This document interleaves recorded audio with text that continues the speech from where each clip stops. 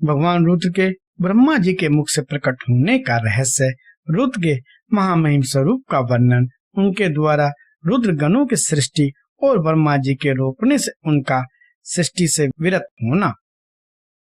ऋषि बोले, प्रभु आपने चतुर्मुख ब्रह्मा के मुख से परमात्मा रुद्रदेव की सृष्टि बताई है। इस विषय में हमको संशय होता है।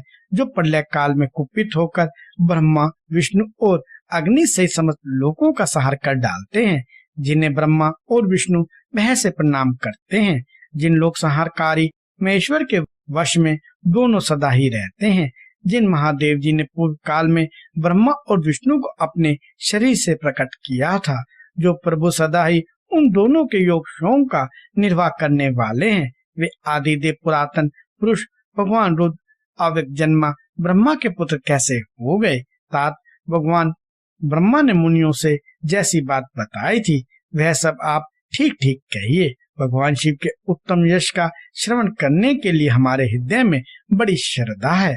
वायु देवता ने कहा, ब्राह्मणों तुम सब लोग जिज्ञासा में कुशल हो, अतः तुमने यह बहुत ही उचित प्रश्न किया है। मैंने भी पूर्व काल में पितामह ब्रह्मा जी के समक्ष यही प्रश्न रखा था। उसके उत्तर में पितामह ने मुझसे जो कुछ कहा था वही मैं तुम्हें बताऊंगा। जैसे रुद्रदेव उत्पन्न हुए और फिर जिस प्रकार ब्रह्मा और विष्णु की परस्पर उत्पत्ति हुई, वह सब विषय सुना रहा हूँ। ब्रह्मा, विष्णु और रुद्र तीनों ही कारणात्मा है।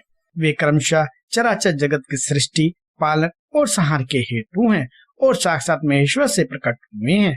उनमें परम ऐश्वर्य विद्यमान है। वे परमेश्वर से भावित और उनकी शक्ति से अधिष्ठित हो सदा उनके कार्य करने में समर्थ होते हैं। पूर्व काल में पिता महेश्वर ने उन तीनों को 3 कर्मों में नियुक्त किया था। ब्रह्मा के सृष्टि कार्य में, विष्णु की रक्षा कार्य में तथा रुद्र की संहार कार्य में नियुक्ति हुई थी। कल्पांतर में परमेश्वर शिव के प्रसाद से रुद्रदेव ने ब्रह्मा और नारायण की सृष्टि की थी। इसी तरह दूसरे कल्प में जगन्मन्य ब्रह्मा ने रुद्र और विष्णु को उत्पन्न किया था।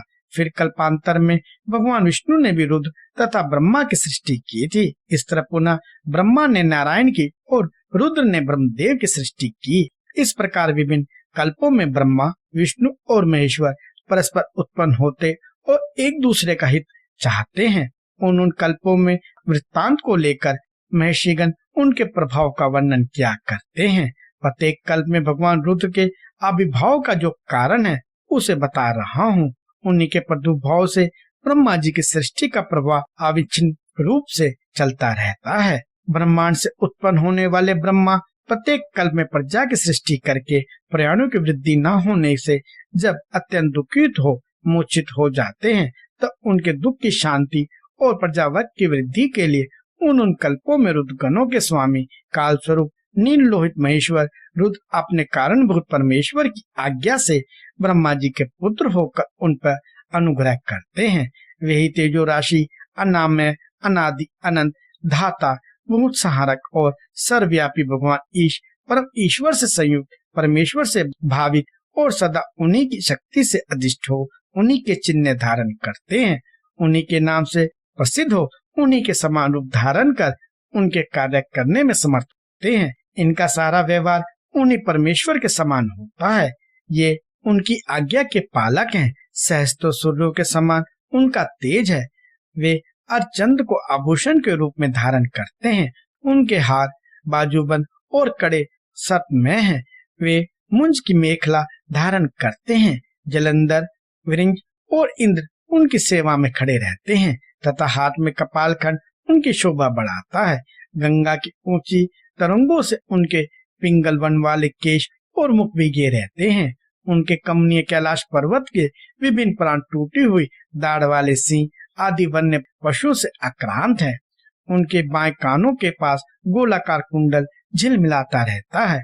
वे महान वृषभ पर सवारी करते हैं। उनकी वाणी महान मेघ की गर्जना के समान गंभीर है। कांति प्रचंड अग्नि के समान उद्दीप्त है और बल पराक्रम भी महान है। इस प्रकार ब्रह्मपुत्र महेश्वर का विशाल रूप बड़ा भयानक है।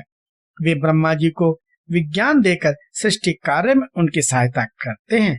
अतः रूप के कृपा प्रसाद से प्रत्येक कल्प में प्रजापतियों की प्रजा सृष्टि प्रभाव रूप से नित्य बनी रहती है। एक समय ब्रह्मा जी ने नीलोहित भगवान रुद्र से सृष्टि करने की प्रार्थना की।